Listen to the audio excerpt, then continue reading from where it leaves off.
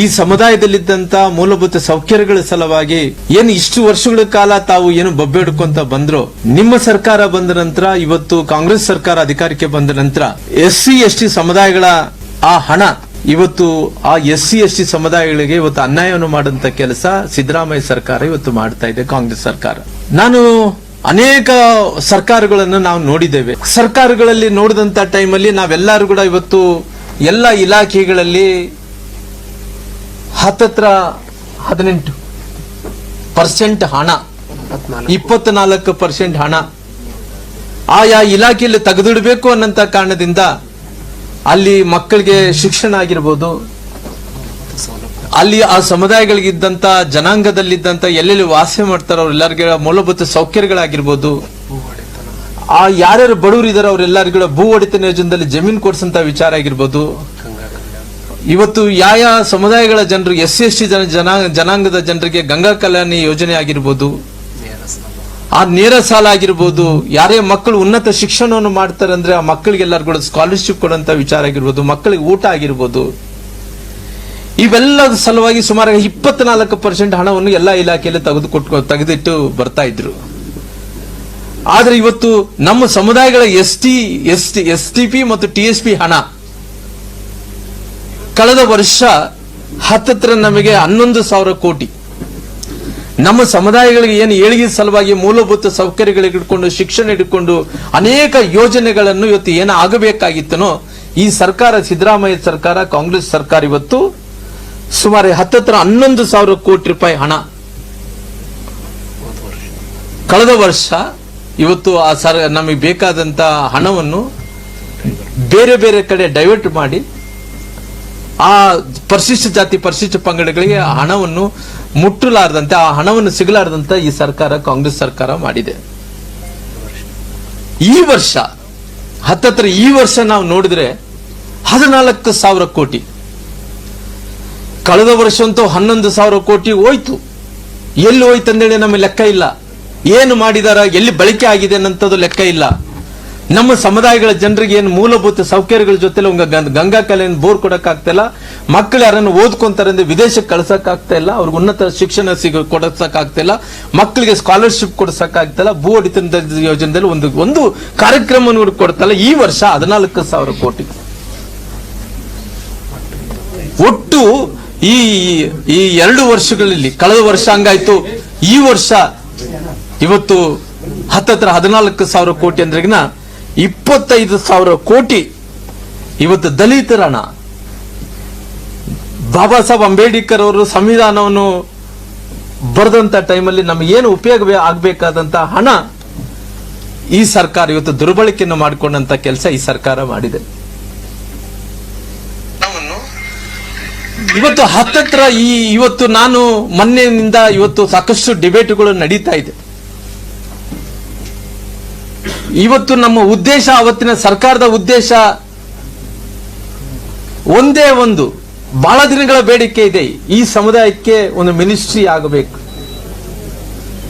ಈ ಸಮುದಾಯಕ್ಕೆ ಒಬ್ಬ ಮಂತ್ರಿ ಆಗಬೇಕು, ಒಂದು ಸಚಿವಾಲಯ ಆಗಬೇಕು ಅನ್ನಂತ ಕಾರಣದಿಂದ ನಮ್ಮ ಭಾರತೀಯ ಜನತಾ ಪಾರ್ಟಿ ಸನ್ಮಾನ್ಯ ಬಸವರಾಜ ಬೊಮ್ಮಾಯಿಯವರು ಮುಖ್ಯಮಂತ್ರಿ ಇದ್ದಂತ ಟೈಮಲ್ಲಿ ಮೊದಲನೇ ಮೀಟಿಂಗ್ ಕರೆದು ನಮಗೆ ಒಂದು ಸಚಿವಾಲಯವನ್ನು ಮಾಡಿ ಮೊದಲನೇ ಮಂತ್ರಿ ಒಬ್ಬ ರಾಮುಲು ಅನ್ನೋರನ್ನ ಮಾಡಿಕೊಡಂತ ಕೆಲಸ ಈ ಸಮುದಾಯಕ್ಕೆ ನಮ್ಮ ಸರ್ಕಾರ, ಬಿಜೆಪಿ ಸರ್ಕಾರ ಮಾಡಿತ್ತು. ಮಾಡಿದ ನಂತರ ನಮ್ಮ ಸರ್ಕಾರ ಇವತ್ತೇನು ಬಹಳಷ್ಟು ವರ್ಷಗಳಿಂದ ನಾವು ಏನು ಹೇಳ್ಕೊಂತ ಬರ್ತಾ ಇದ್ವೋ, ನಮ್ಮ ಸರ್ಕಾರ ಅಧಿಕಾರಕ್ಕೆ ಬಂದ ನಂತರ ನಮ್ಮ ಸರ್ಕಾರ ಅಧಿಕಾರಕ್ಕೆ ಬಂದ ನಂತರ ಒಂದು ಸಚಿವಾಲಯವನ್ನು ಮಾಡಿಕೊಡ್ತೀವಿ, ಅದಕ್ಕೆ ಸಂಬಂಧಪಟ್ಟಿದ್ದಂತ ಮಂತ್ರಿ ಮಾಡಿಕೊಡ್ತೀವಿ, ಜೊತೆಲಿ ಮೀಸಲಾತಿಯನ್ನು ಕೊಡ್ತೀವಿ. 3% ಇರುವಂತಹ ಮೀಸಲಾತಿ 1953ರಲ್ಲಿ 3% ಮೀಸಲಾತಿ ಇವತ್ತು ಕೂಡ ಭಾರತೀಯ ಜನತಾ ಪಾರ್ಟಿ ಸರ್ಕಾರ ಅಧಿಕಾರಕ್ಕೆ ಬರಲಿದ್ದ ಮುಂಚೆ ಕೂಡ 3% ಮೀಸಲಾತಿತ್ತು. ನಮ್ಮ ಸರ್ಕಾರ ಅಧಿಕಾರಕ್ಕೆ ಬಂದ ನಂತರ 7% ಮಾಡಿದ್ವಿ. ಪರಿಶಿಷ್ಟ ಜಾತಿಗಳ 15ರಿಂದ 2% ಜಾಸ್ತಿ ಮಾಡಿ 17% ಮೀಸಲಾತಿ ಮಾಡಿದ್ವಿ. ಇವತ್ತು ಮಾಡಿದ ನಂತರ ಈ ಸರ್ಕಾರ ಅಧಿಕಾರಕ್ಕೆ ಬಂದ ನಂತರ ಇವತ್ತು ಏನು ವಾಲ್ಮೀಕಿ ನಿಗಮದಲ್ಲಿ ಒಬ್ಬ ಅಮಾಯಕ ಅಧಿಕಾರಿ ಆತ್ಮಹತ್ಯೆ ಮಾಡ್ಕೊಂತಾನೆ. ಚಂದ್ರಶೇಖರ್ ಅನ್ನೋರು ಆತ್ಮಹತ್ಯೆ ಮಾಡ್ಕೊಂತಾನ. ಯಾವ ಮನುಷ್ಯಗಳು ಸಾಯುವಂತ ಸಂದರ್ಭದಲ್ಲಿ ಯಾವ ಮನುಷ್ಯ ಕೂಡ ಸುಳ್ಳು ಹೇಳಕ್ ಹೋಗಲ್ಲ. ಅವನು ಆತ್ಮಹತ್ಯೆ ಮಾಡ್ಕೊಂಡಂತ ಸಂದರ್ಭದಲ್ಲಿ ಕೂಡ ಅವನು ಬಹಳ ಸ್ಪಷ್ಟವಾಗಿ ಉಲ್ಲೇಖನ ಮಾಡ್ತಾರ. ಮೌಖಿಕ ಆದೇಶ ಮಂತ್ರಿಗಳದಿತ್ತು. ಆ ಮೌಖಿಕ ಆದೇಶ ಮಂತ್ರಿಗಳು ಇರೋ ಕಾರಣ ಈ ಹಣ ಇವತ್ತು ಒಂದು ಬ್ಯಾಂಕ್ನಿಂದ ಇನ್ನೊಂದು ಬ್ಯಾಂಕ್ಗೆ ಹೋಗಿ ಅಲ್ಲಿ ಬ್ಯಾಂಕ್ ಖಾತೆಯನ್ನು ಓಪನ್ ಮಾಡಿ ಹತ್ತತ್ರ 187 ಕೋಟಿ ರೂಪಾಯಿ ಹಣ, ಹತ್ತತ್ರ ಎಸ್ಟಿಗೆ ಸಂಬಂಧಪಟ್ಟಿರಂಥದ್ದು 87 ಕೋಟಿ ರೂಪಾಯಿ ಹಣ. ಆ ಹಣ ಇವತ್ತು ಎಲ್ಲಿಗೆ ಹೋಗಿದೆ ಅಂದ್ರಿಗಿನ ಅದು ಎಲ್ಲೋ ತೆಲಂಗಾಣಕ್ಕೆ ವರ್ಗಾವಣೆ ಮಾಡಿದ್ದಾರೆ. ಆ ತೆಲಂಗಾಣಕ್ಕೆ ವರ್ಗಾವಣೆ ಮಾಡಿದಂತ ಹಣ ಎಲ್ಲಿ ಡ್ರಾ ಮಾಡ್ತಾರೆ ಅಂದ್ರಿಗಿನ ಯಾವುದೋ ಒಂದು ಸೆಕ್ಯೂರಿಟಿ ಏಜೆನ್ಸಿ ಕಂಪನಿಯಲ್ಲಿ ಡ್ರಾ ಮಾಡ್ತಾರ. ಜೊತೆಲಿ ಯಾವುದೊಂದು ಚಿನ್ನದ ಅಂಗಡಿಯಲ್ಲಿ ನಮ್ಮ ಪರಿಶಿಷ್ಟ ಜಾತಿ ಪರಿಶಿಷ್ಟ ಪಂಗಡಗಳ ಹಣ ಆ ಚಿನ್ನದ ಅಂಗಡಿಯಲ್ಲಿ ಡ್ರಾ ಮಾಡ್ತಾರ. ವೈನ್ ಶಾಪ್ಗಳಲ್ಲಿ ಡ್ರಾ ಮಾಡ್ತಾರೆ ಇವರು. ವೈನ್ ಶಾಪ್ಗಳಲ್ಲಿ ಬಳ್ಳಾರಿಯಲ್ಲಿ ಇವತ್ತು ಯಾರೋ ಒಂದು ಕಂಪ್ನಿ ಇಟ್ಕೊಂಡಿರೋಂತ ಮನುಷ್ಯರು ಮೈನಿಂಗ್ ಕಂಪ್ನಿ ಇಟ್ಕೊಂಡಿರೋಂತ ಅವ್ರ ಜೊತೆಲಿ ಹಣ ಡ್ರಾ ಮಾಡ್ತಾರ. ಅಂದ್ರೆ ಸರ್ಕಾರದ ಹಣ ಯಾರ್ದು ಹಣ ಅಂತೇಳಿ ಇವರು ಡ್ರಾ ಮಾಡ್ಕೊಳಕ್ಕೆ ಯಾರು ಅಧಿಕಾರ ಕೊಟ್ರು? ನಾನು ಸರ್ಕಾರನ ಒಂದೇ ಕೇಳ್ತೀನಿ, ಮುಖ್ಯಮಂತ್ರಿಗಳೇ ಇವತ್ತು ತಮಗೆ ಮಾಹಿತಿ ಇಲ್ಲಾರ್ದಂತೆ ಇದು ನಡೀತಾ?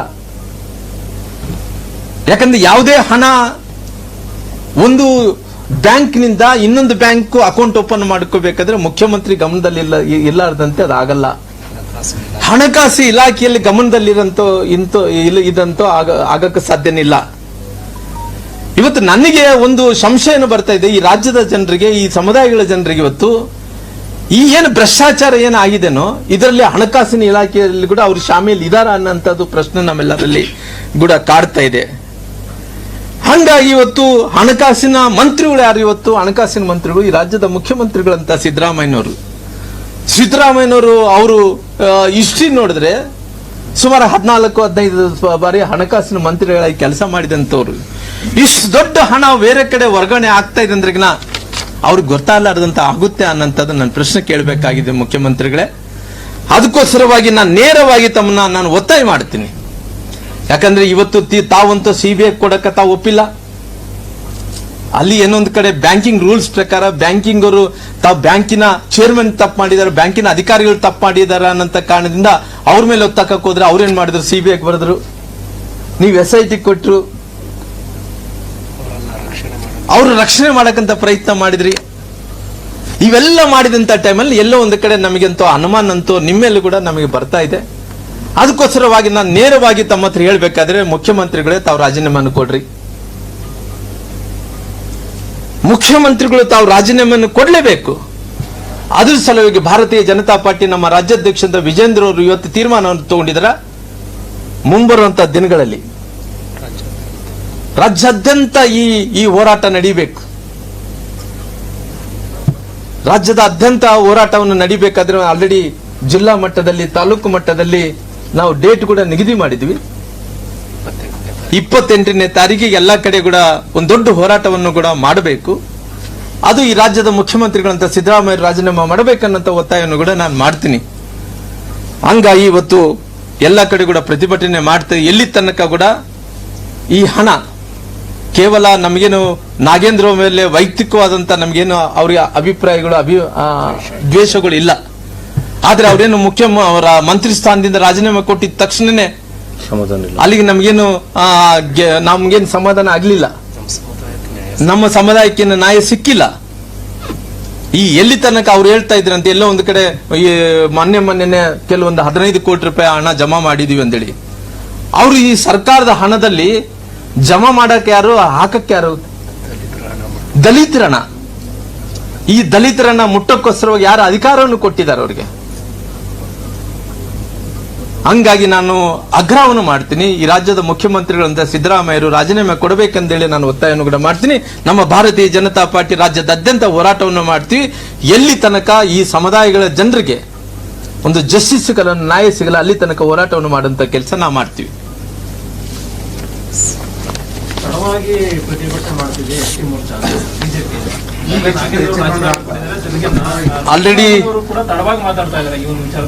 ಆಲ್ರೆಡಿ ನಾವು ರಾಜ್ಯದಲ್ಲಿ ಎಲ್ಲ ಕಡೆ ಕೂಡ ಆಲ್ರೆಡಿ ನಾವು ಪ್ರತಿಭಟನೆಯನ್ನು ಕೂಡ ಮಾಡಿದ್ದೇವೆ. ಬಳ್ಳಾರಿಯಲ್ಲಿ ಕೂಡ ದೊಡ್ಡ ಮಟ್ಟದಲ್ಲಿ ಪ್ರತಿಭಟನೆ ಮಾಡಿದ್ದೇವೆ.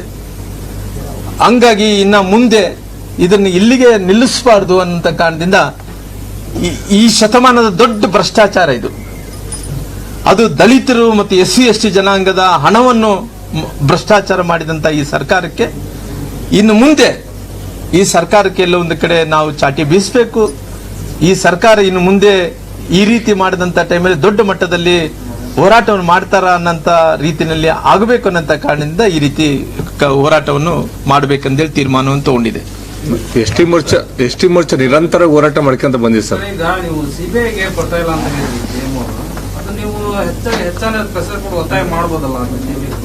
ಆಲ್ರೆಡಿ ಆಟೋಮೆಟಿಕ್ ಬ್ಯಾಂಕಿಂಗ್ ರೂಲ್ಸ್ ಪ್ರಕಾರ ಯಾವುದೇ ಒಂದು ವಿಚಾರ 3 ಕೋಟಿ ಮೇಲೆ ಬ್ಯಾಂಕಿಂಗ್ ಅಲ್ಲಿ ಹಗರಣ ಭ್ರಷ್ಟಾಚಾರ ಆದ್ರೆ ಆಟೋಮೆಟಿಕ್ ಆಗಲಿ ಸಿಬಿಐಗೆ ಹೋಗುತ್ತೆ.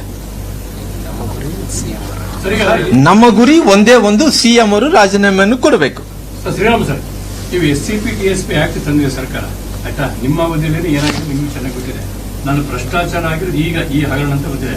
ನಿಮ್ಮ ಸರ್ಕಾರದ ಅವಧಿಯಲ್ಲಿ ಕೂಡ ಈ ಪರಿಣಾಮಕಾರಿಯಾಗಿ ಅದು ಇಂಪ್ಲಿಮೆಂಟ್ ಆಗಲಿ SCP TSP. ನಿಮಗೆ ರಾಜ್ಯ ಸರ್ ನಿಮಗೆ ಗೊತ್ತಿದೆ ಅಂಕಿಅಂಶಗಳು. ಅಂದ್ರೆ ಯಾವ ಪಕ್ಷದ ಸರ್ಕಾರ ಬಂದು ಕೂಡ ಒಂದು ಆಕ್ಟ್ ಅಂತ ಅಷ್ಟೇ ಮಾಡೋದು SCP TSP ಎಕ್ಸಾಂಪಲ್ ಹೇಳ್ತಾರೆ. ಅದು ನಿಮಗೆ ಶ್ರೀರಾಮ್ ಸರ್ ನಿಮಗೆ ಚೆನ್ನಾಗಿ ಗೊತ್ತಿದೆ. ಬಹುತೇಕ ರಾಜ್ಯದ ಅನೇಕ ಭಾಗಗಳಿಂದ ನಿಮ್ಮನ್ನು ಭೇಟಿ ಆಗ್ತಿದೆ, ನಾವು ಗಮನಿಸಿದ್ದೇವೆ. ಅಂದ್ರೆ ಎಲ್ಲೋ ಆ ಒಂದು ಆಕ್ಟ್ ಇಂಪ್ಲಿಮೆಂಟೇಷನ್ ಫೇಲ್ಯೂರ್ ಆಗ್ತಿದೆ ಅಂತ ಹೇಳ್ತಾರೆ. ಅಲ್ಲ, ನನಗೆ ಬಹಳ ಸ್ಪಷ್ಟವಾಗಿ ಈ SC/ST ಸಮುದಾಯಗಳಿಗೆ ಸಂಬಂಧಪಟ್ಟಿರುವಂತ ಆಕ್ಟ್ ಏನ್ ಮಾಡಿದಾರೋ 24% ಹಣ ಏನಿದೆ ಅದು ತೆಗೆದಿಡಬೇಕಾಗಿತ್ತು. ಒಂದು ಕೋವಿಡ್ ಬಂದಂತ ಸಂದರ್ಭದಲ್ಲಿ ಮಾತ್ರ ಅಲ್ಲಿ ಅದು ಆಗ್ಲಿಲ್ಲ ಅನ್ನೋದು ಬಿಟ್ರೆ ಉಳಿದ ಎಲ್ಲ ಸಂದರ್ಭದಲ್ಲಿ ಆ ಸಮುದಾಯಗಳಿಗೆ ಜಸ್ಟಿಸ್ ನ್ಯಾಯವನ್ನು ಕೊಡುವಂತ ಕೆಲಸ ಎಲ್ಲಾ ಸರ್ಕಾರಗಳು ಮಾಡಿದ. ಆದ್ರೆ ಯಾವ ಸರ್ಕಾರಗಳ ಈ ರೀತಿ ನಿಗಮಗಳಲ್ಲಿ ಇದ್ದಂತ ಡೆಪಾಸಿಟ್ ಅಮೌಂಟ್ ಏನು ಈ ನಿಗಮಗಳಲ್ಲಿ ಸ್ವಲ್ಪ ತೆಗೆದಿಟ್ಟುಕೊಂಡು ಬಂದಿರ್ತಾರೋ ಆ ಹಣವನ್ನು, ಸರ್ಕಾರದ ಹಣವನ್ನು ಡ್ರಾ ಮಾಡಬೇಕನ್ನಂತ ಕೆಲಸ ಯಾವ ಸರ್ಕಾರಗಳು ಮಾಡಲಿಲ್ಲ. ಸರ್, ಆ ಹಣ ಡ್ರಾ ಮಾಡಕ್ಕೆ ಪವರ್ ನಿಮ್ಮ ಮಿನಿಸ್ಟರ್ ಕನ್ಸಲ್ಟೇಷನ್ ಯಾರು ಇರಕ್ಕೆ ಪವರ್ ಇದೆಯಲ್ಲ. ಅದೊಬ್ಬ ಅಧಿಕಾರಿ ಅಂತ ಇರ್ತಾನೆ, ಸೆಕ್ರೆಟರಿ ಅಂತ ಇರ್ತಾನೆ, ಡೈರೆಕ್ಟರ್ ಅಂತ ಇರ್ತಾನೆ. ಅವ್ರು ಕೂಡ ಒಂದು 5 ಲಕ್ಷಕ್ಕಿಂತ ಕಡಿಮೆ ಇರಲ್ಲ. ಬಟ್ ಅದು ಅಧಿಕಾರಿಗಳಲ್ಲಿ ಎಲ್ಲರೂ ಶಾಮೀಲಾಗಿದ್ದಾರೆ. ಆ ಇದ್ರ ಪ್ರಯುಕ್ತ ನೀವು ಹೆಂಗ್ ಹೋರಾಟ ಮಾಡ್ತಾರೆ ಅಂತ ನಾನು ಒಬ್ಬರೇ ಶಾಮೀಲ್ ಇಲ್ಲ ಅಂದ್ರೆ ನೋಡ್ರಿ ಸರ್, ಇವತ್ತು ನಿಮಗೆ ಅನುಭವ, ನನಗೆ ಕೂಡ ಸ್ವಲ್ಪ ಅನುಭವ ಇದೆ. ಯಾಕಂದ್ರೆ ಯಾವುದೇ ಮಂತ್ರಿಗಳು ಇದ್ದಂತ ಟೈಮಲ್ಲಿ ಕೂಡ ಅದಕ್ಕೆ ಒಬ್ಬ ಸೆಕ್ರೆಟರಿ ಇರ್ತಾನ, ಕಮಿಷನರ್ ಇರ್ತಾನ, ಡೈರೆಕ್ಟರೇಟ್ ಇರ್ತಾರ. ನಂತರ ಅವೆಲ್ಲ ಕೂಡ ಕಾನೂನುಬದ್ಧವಾಗಿ ಯಾವುದೇ ಕೆಲಸಗಳು ಕೊಡಬೇಕು, ಯಾವುದೇ ಹಣವನ್ನು ಮಂಜೂರಾತಿಯನ್ನು ಮಾಡಬೇಕಾದ್ರೆ ಎಲ್ಲ ಪ್ರೊಸೀಜರ್ ಕೂಡ ಇರ್ತಾವ. ಮತ್ತೆ ಪುನಃ ಹಣಕಾಸಿನ ಇಲಾಖೆಯಲ್ಲಿ ಕೂಡ ನಾವು ಅಪ್ರೂವಲ್ ತಗೋಬೇಕು.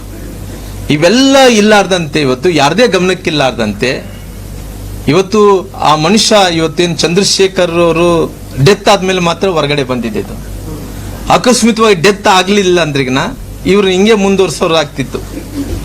ಹಂಗಾಗಿ ಇವತ್ತು ಇದ್ರನ್ನ ಬಹಳ ಸ್ಪಷ್ಟವಾಗಿ ಪೂರ್ಣ ಜವಾಬ್ದಾರಿ ಮುಖ್ಯಮಂತ್ರಿಗಳು ತಗೋಬೇಕಾಗುತ್ತೆ. ಹಣಕಾಸಿನ ಮಂತ್ರಿಗಳು ಅವರೇ ಇರೋ ಕಾರಣ ಅದಕ್ಕೋಸ್ಕರವಾಗಿ ನಾವು ಮುಂದಿನ ಹೋರಾಟ ಇದು ಮುಖ್ಯಮಂತ್ರಿಗಳ ರಾಜೀನಾಮೆ ಕೊಡಬೇಕೆಂದೇಳಿ ಹೋರಾಟವನ್ನು ಮಾಡ್ತಾ ಇದ್ದೀವಿ. ಬಳ್ಳಾರಿಯ ನಿರಂತರ ಸುದ್ದಿಗಾಗಿ ಬಳ್ಳಾರಿ ಬೆಳಗಾಯಿತು ಚಾನೆಲ್ನ ಸಬ್ಸ್ಕ್ರೈಬ್ ಮಾಡಿ ಹಾಗೂ ಬೆಲ್ ಐಕಾನ್ ಒತ್ತಿ.